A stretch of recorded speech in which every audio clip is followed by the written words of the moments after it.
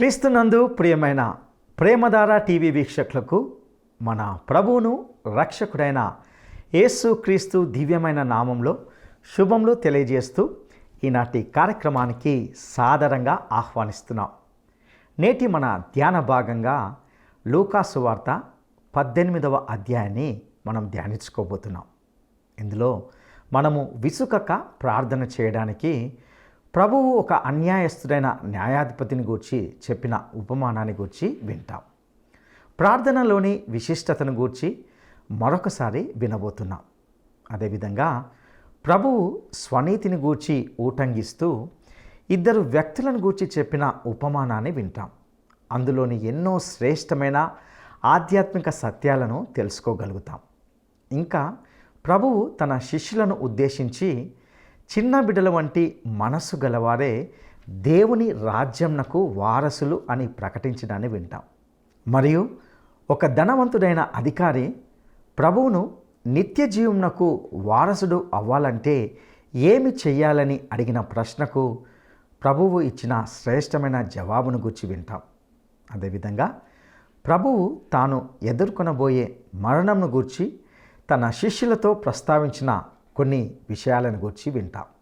ఇంకా అదేవిధంగా త్రోవ ప్రక్కన కూర్చొని భిక్షమడుక్కుంటున్న గుడ్డివాణ్ణి ప్రభువు బాగు చేయడానికి గురించి ఇందులో వింటాం. ఇందులో కూడా ఎన్నో ఆధ్యాత్మిక సత్యాలను మనం తెలుసుకోబోతున్నాం. ఇక సందేశాన్ని వినడానికి మనము సిద్ధపడదామా? ప్రియ శ్రోతలు, ఈరోజు మన పాఠం లూకా సువార్త 18వ అధ్యాయం. సావధానంగా వినండి. 1 నుండి 8వ వచనం వరకు అన్యాయస్థుడైన న్యాయాధిపతి ఉపమానం. వారు విసుకక నిత్యము ప్రార్థన చేస్తూ ఉండాలి అనడానికి ఆయన వారితో ఈ ఉపమానము చెప్పాడు. దేవునికి భయపడక మనుష్యులను లక్ష్యపెట్టక ఉండే ఒక న్యాయాధిపతి ఒక పట్టణంలో ఉన్నాడు. ఆ పట్టణంలోనే ఒక విధవరాలు ఉన్నది. ఆమె అతని వద్దకు తరచుగా వచ్చి నా ప్రతివాదికి నాకు న్యాయము తీర్చుమని అడుగుతూ వచ్చింది. గాని అతడు కొంతకాలం అందుకు వడంబడలేదు. తరువాత అతడు దేవునికి భయపడక మనుష్యులను లక్ష్యపెట్టకుండా ఉన్నా ఈ విధవరాలు నన్ను తొందర పెడుతున్నది గనుక ఆమె మాటిమాటికి వచ్చి గోజాడకుండా ఆమెకు న్యాయము తీరుస్తాను అని తనలో తాను అనుకున్నాడు. ప్రభు అన్నాడు, అన్యాయస్థుడైన ఆ న్యాయాధిపతి చెప్పిన మాట వినండి. దేవుడు తాను ఏర్పరచుకున్నవారు దివారాత్రులు తనను గూర్చి మొర్రపెట్టుకుంటూ ఉండగా వారికి న్యాయము తీర్చడా? ఆయన వారికి త్వరగా న్యాయము తీరుస్తాడు. వారి విషయమే కదా ఆయన దీర్ఘశాంతము చూపుతున్నాడు అని మీతో చెబుతున్నాను. అయినా మనుష్య కుమారుడు వచ్చినప్పుడు ఆయన భూమి మీద విశ్వాసము కనుగొంటాడా? శ్రోతలు, ఇటు చూడండి. యేసు ప్రభువు దేవుడు మనిషి కాకుండా పోలేదు. ఆయన మానవుడు దేవుడు కాకుండా పోలేదు. మానవత్వము దేవత్వము ఈ రెండిటిలో దేనిని ఆయన విడువలేదు. పాపరహితుడైన మానవుడుగా మానవులలో ఆయన ఎలా తిరిగాడు, వారితో ఎలా మాట్లాడాడు? దేవుడిలాగే మాట్లాడాడు. మనుషుల హృదయాలలోకి వెళ్లిపోయినట్లే ఆయన మాట్లాడాడు. ఆప్యాయంగా మనసిచ్చి మాట్లాడాడు. తాను దేవుడై ఉండి మనుషులకు అతి దగ్గరగా వచ్చేశాడు. యేసు నవ్వేవాడా? హాస్యోక్తులు మాట్లాడా? అవును, మానవతామహితమైన వ్యక్తిత్వము ఆయనది. గత అధ్యాయంలో యేసు తన రెండో రాకడకు ముందు నోవహు కాలాన్ని తలపింపచేసే విధంగా మనుషులు ప్రవర్తిల్లుతారు అన్నాడు. ప్రజలలో రానురాను విశ్వాసం సన్నగిల్లిపోతుంది. నిర్దేవ వైఖరి మనుషులను నిలువెల్లా నింపుతుంది. అయినా నా ప్రియ శిష్యులారా, నిరుత్సాహపడకండి. పట్టు విడువక ప్రార్థన చేస్తూ ఉండండి. ఈ విషయంలో మీకో ఉపమానం ఉపదేశిస్తాను అంటున్నాడు ప్రభువు. భయం మానండి, విశ్వాసాన్ని బలపరుచుకోండి. మోకాళ్ల మీద పడి ప్రార్థించకపోతే మోకాళ్లు కొట్టుకుంటాయి. పరిస్థితులు రానురాను అపాయకరంగా పరిణమిస్తాయి. 1 తెస్సలోని పత్రిక 5వ అధ్యాయం 17వ వచనంలో పౌలు ఎడతెగక ప్రార్థన చేయండి అన్నాడు. ప్రార్థన విశ్వాసుల జీవిత వైఖరి, జీవిత విధానం, జీవిత శైలి. కేవలం 4 ప్రార్థన మాటలు వల్లించినంత మాత్రాన అది ప్రార్థన కాదు. రోమాపత్రిక 8వ అధ్యాయం 26వ వచనంలో పౌలన్నాడు, మనము యుక్తముగా ఏలాగు ప్రార్థన చెయ్యాలో మనకు తెలియదు గాని ఉచ్చరింప శక్యము కాని మూలుగులతో ఆ ఆత్మ తానే మన పక్షముగా విజ్ఞాపన చేస్తున్నాడు. ఇది అసలు ప్రార్థన. ప్రార్థనలో మనము చెప్పే ప్రతి మాట వెనుక మన జీవితమంతా నిలిచి ఉండాలి. భాషకు అతీతమైన ఆత్మ మూలుగు ప్రార్థన. పంట కోసం ప్రార్థించేవాడు ఆ పంట కోయడానికి సన్నద్ధుడై ఉండాలి. లేకపోతే అది కొంగ జపం. అన్యాయస్థుడైన న్యాయాధిపతి అనగానే అందరికీ అర్థమైపోయింది, అతడు న్యాయం కాదు అన్యాయం జరిగిస్తాడు. అతడు స్వార్థపరుడు, దేవునికి భయపడడు గనుక మనుషులను లక్ష్యపెట్టడు. తన స్వంత లాభం లేనిదే ఏమీ చెయ్యడు, ఎవర్నీ ఖాతరు చెయ్యడు. లంచం తీసుకొని అన్యాయపు తీర్పు చెబుతాడు. పేరుకు న్యాయాధిపతిగాని అతని తీరును బట్టి అతడు అన్యాయాధిపతి. న్యాయాధిపతి ఏ విధంగానైనా ఆమెను వదిలించుకోవాలని చూచాడు. కాని ఆమె అలా కాదు. నీవు న్యాయం చెప్పే వరకు నేనిక్కడ్నుంచి కదల్ను అంది. అతని దురన్యాయానికి ఆమె సాత్విక నిరోధం ఎదురై నిలిచింది. ఆమె గెలిచింది. ఏమయ్యా న్యాయాధిపతి, నీవు బీదలకు నిస్సహాయులకు న్యాయం చేస్తానని ఆ పీఠం మీద కూర్చున్నావు, మరి నాకు న్యాయం చెయ్యవా? ఎందుకు చెయ్యవో చూస్తాను, నేను నిన్ను విడువను అన్నది ఆ విధవరాలు. శ్రోతలు, ఈ ఉపమానంలో ఈ న్యాయాధిపతిని దేవునితో పోల్చకండి. దేవునికి ఇతనికి వ్యత్యాసం చూడండి. ఇది పోలిక ఉపమానం కాదు, వ్యత్యాసపు ఉపమానం. ప్రియ శ్రోత, ప్రార్థనంటే ఏమిటని నీ అభిప్రాయం? మన దేవుడు అన్యాయస్థుడా? ఆయన అన్యాయపు తీర్పు చెబుతాడా? దేవుడిది రాజకీయమా? దేవుడు అన్యాయస్థుడు కాడు. ఈ బీద విధవరాలు ఎడతెగక అడిగినప్పుడు అన్యాయస్థుడైన న్యాయాధిపతే ఆమె మనవి వినక తప్పలేదే. అలాంటప్పుడు మన దేవునికి ప్రార్థన చెయ్యాలంటే ఎందుకు నీకంత విసుగు? విశ్వాసివైన నీవు ప్రార్థనలో నిరుత్సాహపడాల్సిన పనే లేదు. ఆ విధవరాలిలాగా నీవు దేవుని దగ్గర గోజాడాల్సిన అగత్యము కూడా లేదు. నీతిగల న్యాయాధిపతి నీ దేవుడు. శ్రోత, నీ ప్రార్థన జీవితం ఎలా ఉంది? 9వ వచనం నుండి మరో ఉపమానం. తామే నీతిమంతులమని తమనే నమ్ముకొని ఇతరులను తృణీకరించే కొందరితో ఆయన ఈ ఉపమానం చెప్పాడు. ప్రార్థన చేయడానికి 2 మనుష్యులు దేవాలయానికి వెళ్లారు. వారిలో ఒకడు పరిసయ్యుడు, ఒకడు సుంకరి. పరిసయ్యుడు నిలువబడి తనలో తాను ప్రార్థిస్తున్నాడు. దేవా, నేను చోరులు, అన్యాయస్థులు, వ్యభిచారులు అయిన ఇతర మనుష్యుల వలెనైనా ఈ సుంకరి వలెనైనా ఉండనందుకు నీకు కృతజ్ఞతాస్తుతులు అర్పిస్తున్నాను. వారానికి 2 సార్లు ఉపవాసముంటాను. నా సంపాదన అంతటిలో 10వ వంతు చెల్లిస్తున్నాను. అయితే సుంకరి దూరముగా నిలుచుండి ఆకాశము వైపు కన్నులెత్తటానికి కూడా ధైర్యము చాలక రొమ్ము కొట్టుకుంటూ, దేవా, పాపినైన నన్ను కరుణించు అని పలికాడు. అతనికంటే ఇతడు నీతిమంతుడుగా తీర్చబడి తన ఇంటికి వెళ్లాడని మీతో చెబుతున్నాను. తనను తాను హెచ్చించుకునేవాడు తగ్గించబడతాడు, తనను తాను తగ్గించుకునేవాడు హెచ్చించబడతాడు. ప్రియశ్రోతలు, వింటున్నారా? ఈ దృష్టాంతం వ్యంగ్యంగా ధ్వనించినా ప్రభువు తీర్పు తీర్చే ఉద్దేశ్యంతో ఇది చెప్పలేదు.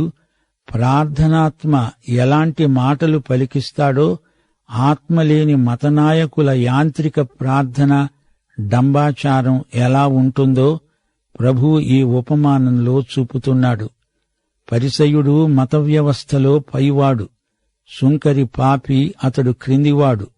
అతడు ఆలయం లోపలికి వెళ్లగలడు, నేరుగా బలులు అర్పించగలడు గాని సుంకరి బయట నిలవాల్సిందే. పరిసయ్యుడు ప్రార్థన ఎలా ఆరంభించాడో చూచారా? దేవా, నీకు నేను కృతజ్ఞుణ్ణి. ఎందుకని? దేవా, నేను ఎంత మంచివాణ్ణి, నీకు నేనెంతో సేవ చేస్తున్నాను. నేను ఇతరుల్లాంటి వాణ్ణి కాను, వారికంటే వీరికంటే నాకు ఎక్కువ యోగ్యతలున్నాయి.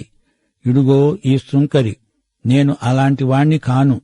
న్యాయవంతుణ్ణి, నేను వ్యభిచారిని కాను. నేను వారందరిలాగా పాపిని కాను. నేను దశమభాగం చెల్లిస్తాను, ఉపవాసముంటాను. నేనింత పరిశుద్ధుణ్ణి అయినందుకు నీకు కృతజ్ఞుణ్ణి. ఇదే ఈ పరిసయ్యుని ధోరణి. స్వనీతిని గురించిన చైతన్యం ఇతనిలో బలంగా ఉంది. ఈ ప్రార్థన అంతా అతని స్వగతం. నాటకీయత ఉట్టిపడేలా గంభీరంగా ప్రార్థిస్తున్నాడు. దేవునితో కాదు, అతడు తనలో తానే మాట్లాడుకుంటున్నాడు. అతని ప్రార్థన ఆ ఇంటి కప్పు దాటి పైకి పోలేదు. తనను తానే అభినందించుకుంటున్నాడు. మహాభక్తుడిలాగా నెమలి నడిచినట్లు హుందాగా అక్కడ్నించి వెళ్లిపోయాడు. దేవుడు పరిసయ్యుడి ప్రార్థన విననే లేదు. కాని ఇతడొక సుంకరి, రోమా ప్రభుత్వానికి తొత్తు, తన జాతికి ద్రోహం చేస్తున్నాడు. ప్రజలను అనగా తన స్వజాతీయులను పీడించి పన్నులు వసూలు చేసే పాపి, సుంకరి. డబ్బు కోసం అతడు సుంకరి అయ్యాడు. లేవి అనే మత్తయి, జక్కయ్య మొదలైన వారు పశ్చాత్తప్తులయ్యారు. ఇతడు ఎంతో విరిగి నలిగిపోయాడు. దేవా, నేను పాపిని అని ఒప్పుకుంటున్నాడు. యేసుక్రీస్తు అతనికి కరుణాపీఠం. ఆయనే మన పాపాలకు శాంతికరం అని గుర్తించాడు. గుండెలు బాదుకుంటూ, దేవా, పాపినైన నన్ను కరుణించు అని ఒకే మాట ప్రార్థించాడు. ప్రభువు దివ్య వాక్యము ఎల్లవేళలా నిలుచున్, మీకు ప్రకటించిన సువార్త ఈ వాక్యమే. మీకు ప్రకటించిన సువార్త ఈ వాక్యమే.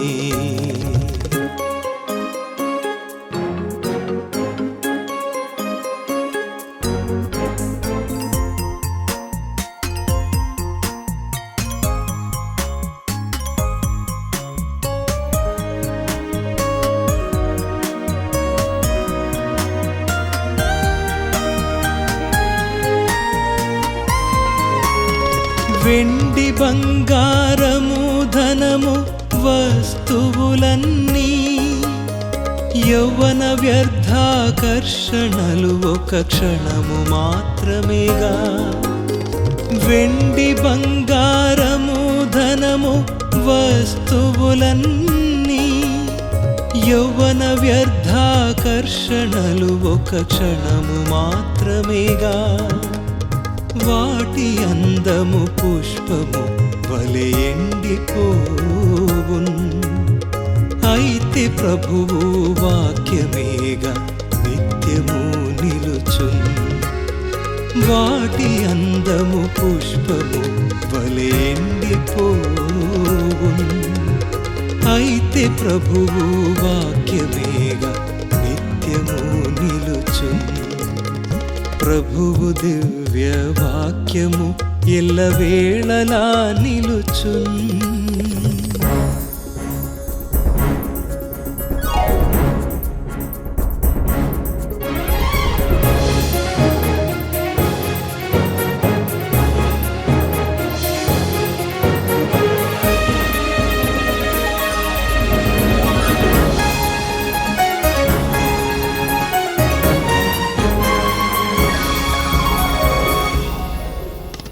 భూమి పునాది వేయక మునుపే ఏర్పరచెన్, క్రీస్తు మిమ్మును స్వరక్తము చే విమోచించెను. భూమి పునాది వేయక మునుపే ఏర్పరచెన్, క్రీస్తు మిమ్మును స్వరక్తము చే విమోచించెను. జీవవాక్యము ద్వారా మా మార్చుకొనుడి మనసున్. సజీవరాళుగా మిమ్ములను ప్రభువు ఎంచును. జీవవాక్యము ద్వారా మార్చుకొనుడి మనసున్. సజీవరాళుగా మిమ్ములను ప్రభువు ఎంచును. ప్రభువు దివ్య వాక్యము ఎల్లవేళలా నిలుచున్. ప్రభువు వాక్యము క్రమముగా చదువుటయే ధన్యము. తనదు చిత్తము మీరు చేయుట యేసుకిష్టము. ప్రభువు వాక్యము క్రమముగా చదువుటయే ధన్యము. తనదు చిత్తము మీరు. 1 యోహాను 2:2 అంటోంది, యేసే మన పాపములకు శాంతికరమై ఉన్నాడు. మన పాపములకు మాత్రమే కాదు, సర్వలోకమునకు శాంతికరమై ఉన్నాడు. శాంతికరం అంటే కృపాసనం. సమస్త పాపములకు, సర్వలోక పాపాలకు యేసే కృపాసనమై ఉన్నాడు.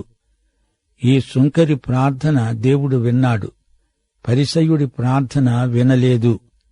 ఈ రోజున నీవు దేవా కనికరించు అని అడగటం కాదు, ఆయనే కనికరము, కృప అయి ఉన్నాడు. దేవుడు తన కుమారుణ్ణి నీకిచ్చాడు. ఆయన శిలువ మీద నీ కొరకే చనిపోయాడు. శిలువ మీది యేసే నీకు నాకు కృపాసనమై ఉన్నాడు. పాపానికి చెల్లించవలసిన రుసుము చెల్లించబడింది. ఈ సుంకరిలాగా నీవు ఆయనను నమ్మి రావడమే తరువాయి ఆయన రక్షిస్తాడు. ఆయన కనికరమే మూర్తీభవించిన కరుణామయుడు. పరిసయ్యుడు కాదు, సుంకరే నీతిమంతుడయ్యాడు. ఆయన చేస్తే మనము నీతిమంతులమవుతాము. ఇక 15వ వచనం నుండి ప్రభు చిన్నారి బాలలను ఆశీర్వదిస్తున్నాడు. తమ శిశువులను ముట్టాలని కొందరు ఆయన వద్దకు వారిని తీసుకొని రాగా, ఆయన శిష్యులు అది చూచి తీసుకుని వచ్చిన వారిని గద్దించారు. అయితే యేసు వారిని తన వద్దకు పిలిచి, చిన్న బిడ్డలను ఆటంకపరచక వారిని నా వద్దకు రానియ్యండి. దేవుని రాజ్యము ఈలాటి వారిది. చిన్న బిడ్డవలే దేవుని రాజ్యమును అంగీకరించనివాడు దానిలో ఎంతమాత్రమును ప్రవేశింపడని మీతో నిశ్చయముగా చెబుతున్నాను అన్నాడు. చిన్నపిల్లలకు యేసు ప్రభువు ప్రత్యేక ఆకర్షణ. చిన్నపిల్లలు గదా, వారి ప్రాముఖ్యమేపాటిది అనుకున్నారు శిష్యులు. చిన్న పిల్లలను అభ్యంతర పెట్టే వాని మెడకు తిరగటి రాయి కట్టి సముద్రంలో పడదోయాలి అన్నాడు మరో సందర్భంలో యేసు ప్రభు. చిన్నపిల్లలు యేసు దగ్గరికి ఉన్నపాటున వచ్చేస్తారు. వారిని ఆటంకపరచకూడదు. వారిని పెద్దలు ప్రభువు వద్దకు తేవలసింది పోయి వచ్చేవారికి అడ్డం చెబుతారేమిటి? చిన్నపిల్లలు ఎట్టి అరమరికలు లేకుండా ప్రభువు దగ్గరికి వస్తారు. పెద్దవారయ్యాకనే వారిలో స్వంత చిత్తం, స్వంత ఆలోచనలు, ఎదురు తిరిగే మనస్సు ఏర్పడతాయి. చిన్నతనంలోనే వారు ప్రభువు దగ్గరికి రావాలి. వారిని మనం తేవాలి. 18వ వచనం నుండి ధనవంతుడైన యువకుడు యేసుకు తటస్థపడ్డాడు. 10 ఆజ్ఞలలోని 5 ఆజ్ఞలను గురించిన సవాలు యేసు ప్రభువు వేస్తున్నాడు. ఒక అధికారి ఆయనను చూచి అన్నాడు, సద్బోధకుడా, నిత్య జీవమునకు వారసుడనవడానికి నేనేమి చెయ్యాలి? అందుకు యేసు అన్నాడు, నేను సత్పురుషుడను అని ఎందుకు చెబుతున్నావు? దేవుడు ఒక్కడే తప్ప మరెవడూ సత్పురుషుడు కాడు. వ్యభిచరించవద్దు, నరహత్య చెయ్యవద్దు, దొంగిలవద్దు, అబద్ధ సాక్ష్యము పలుకవద్దు, నీ తల్లిదండ్రులను సన్మానించు అనే ఆజ్ఞలను ఎరుగుదువు గదా. అందుకు అతడన్నాడు, బాల్యము నుండి వీటిని అనుసరిస్తూనే ఉన్నాను. యేసు ఈ మాట విని అన్నాడు, నీకింకా ఒక్కటి కొదువగా ఉన్నది.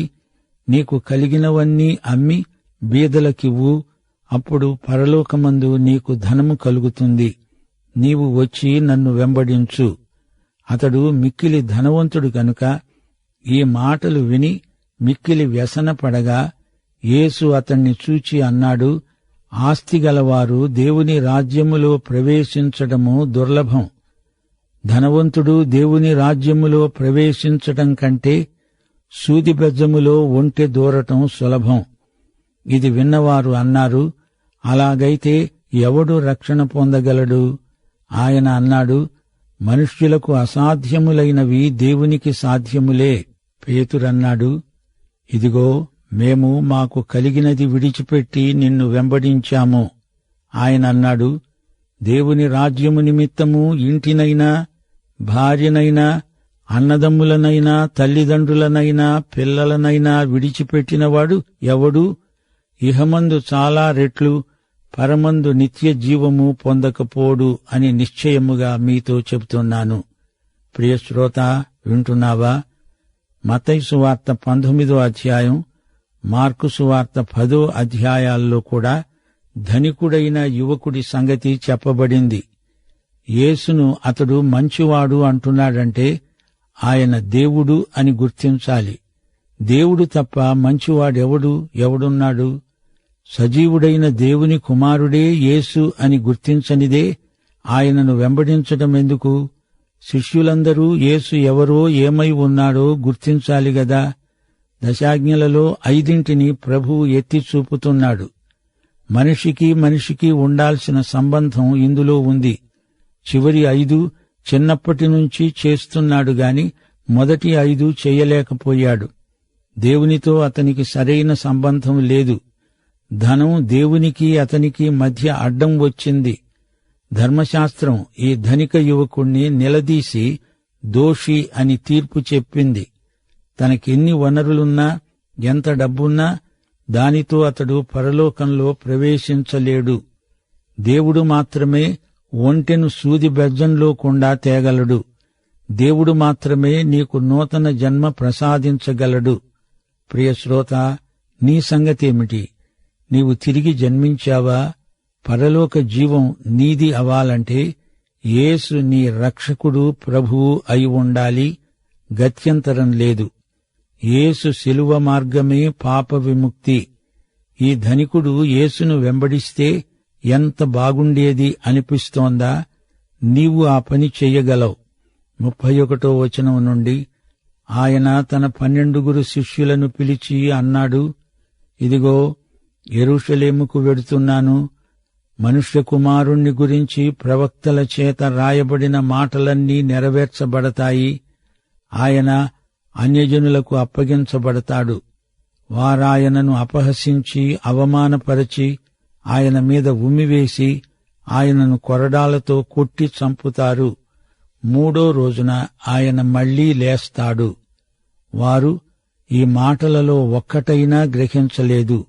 ఈ సంగతి వారికి మరుగు చేయబడింది గనుక ఆయన చెప్పిన సంగతులు వారికి బోధపడలేదు. ప్రియశ్రోత, యేసు శిలువ దిశగా ప్రయాణిస్తున్న మహావీరుడు. ఆయన ధైర్యం, సాహసం మానవాతీతమైనవి. శిలువ విషాదం కాదు, పునరుత్థానం దృష్ట్యా శిలువ గొప్ప సవాలు. శిలువకు అవతల మహిమ కిరీటం ఉంది. మానవుని పాపాన్ని అధిగమించింది దేవుని కృప. శిలువ మరణం పునరుత్థానంలో గొప్ప విజయమై సైతానుకు అపజయము, సిగ్గు కలిగించింది. శిలువ లేనిదే కిరీటం లేదు. 35వ వచనం నుండి గుడ్డివాని వృత్తాంతం. ఆయన యెరికో పట్టణమును సమీపించినప్పుడు ఒక గుడ్డివాడు త్రోవ ప్రక్కన కూర్చుండి భిక్షమడుక్కుంటున్నాడు. జనసమూహము దాటిపోతున్నట్లు వాడు చప్పుడు విని ఇదేమిటని అడుగగా వారన్నారు, నజరేయుడైన యేసు ఈ మార్గమున వెడుతున్నాడు. అప్పుడు వాడు కేకలు వేస్తూ అన్నాడు, యేసు, దావీదు కుమారుడా, నన్ను కరుణించు. ముందర నడుస్తున్నవారు అతణ్ణి గద్దిస్తూ ఊరుకో అన్నారు. గాని వాడు మరీ ఎక్కువగా, దావీదు కుమారుడా, నన్ను కరుణించు అని కేకలు వేశాడు. అంతట యేసు నిలిచి వాణ్ణి తన వద్దకు తీసుకురమ్మన్నాడు.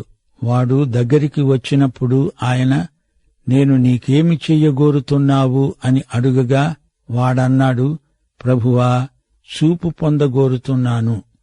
యేసు అన్నాడు, చూపు పొందు, నీ విశ్వాసము నిన్ను స్వస్థపరిచింది. వెంటనే వాడు చూపు పొంది దేవుణ్ణి మహిమపరుస్తూ ఆయనను వెంబడించాడు. ప్రజలందరూ అది చూచి దేవునికి స్తోత్రము చెప్పారు. శ్రోత, వింటున్నావా? యేసు ఇంకా యెరికోలో ప్రవేశించక ముందే ఇది జరిగింది. యేసు దావీదు కుమారుడా అంటూ ఈ గుడ్డివాడు కేకలు పెడుతున్నాడు. యేసును రాజుగా గుర్తిస్తున్నాడు. అంతమంది ఏకమైనా అతని నోరు ముయ్యలేకపోయారు. అతని విశ్వాసం బలమైంది. అతనికి చూపు వచ్చింది. యేసును వెంబడించాడు. యేసు శిలువవేత దృశ్యాన్ని స్వయంగా చూచాడు. అతడెంతో ధన్యుడు. శ్రోత, కన్నులుండి సిలువ వేయబడిన యేసును చూడలేకపోవడం ఎంతైనా విషాదకరం.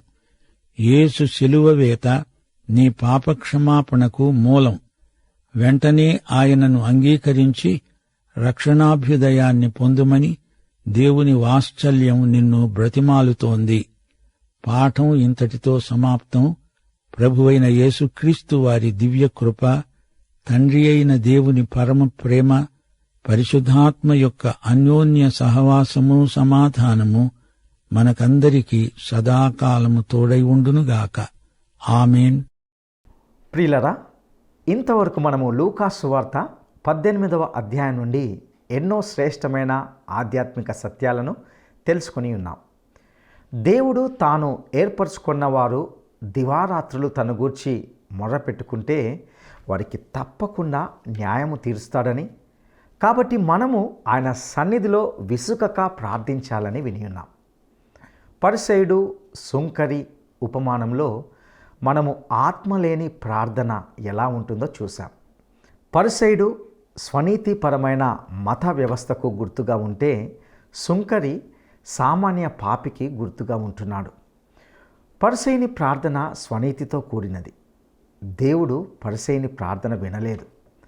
ఉన్నది ఉన్నట్టుగా తన జీవితాన్ని ఒప్పుకున్నటువంటి సుంకరి ప్రార్థనను దేవుడు విన్నాడు. తన పాపస్థితిని గ్రహించి దేవుని యొక్క క్షమాపణ, కరుణ కొరకు తప్పించిపోయాడు. కాబట్టే సుంకరి నీతిమంతుడుగా మార్చబడ్డాడు. అదేవిధంగా చిన్న బిడ్డల వలె దేవుని రాజ్యమును అంగీకరిస్తేనే అందులో ప్రవేశించగలమని తెలుసుకున్నాం. నిత్య జీవమునకు వారసులవ్వాలంటే ప్రభువును వెంబడించాలనే ఒక చక్కటి జవాబును ప్రభువు ఇచ్చిన వైనాన్ని గమనించాం. దేవుని రాజ్యం కొరకు మనం సమస్తాన్ని విడిచిపెట్టాలని తెలుసుకున్నాం. దేవునికి మనకు మధ్య ధనము కానీ మరింకేది కానీ అడ్డుబండగా ఉన్నట్లయితే మనము దేవుని రాజ్యమును కోల్పోయే గొప్ప ప్రమాదం ఉన్నది. ప్రియ సహోదరుడా, సహోదరి, దేవుని రాజ్యము మనందరి కొరకు సిద్ధంగా ఉన్నది. అయితే మనము చిన్న బిడ్డల వలె తగ్గించుకొని మన మంచి క్రియలను, స్వనీతిని ఆధారం చేసుకునకుండా యేసు క్రీస్తు కలవరి బలియాగమును ఆధారం చేసుకొని ఆయన్ను ఆశ్రయిస్తే తప్పక శాశ్వతమైన దేవుని రాజ్యము మన సొంతమవుతుంది. అట్టి కృప దేవుడు మనకు దయచేయునుగాక. దైవాశీస్సులు.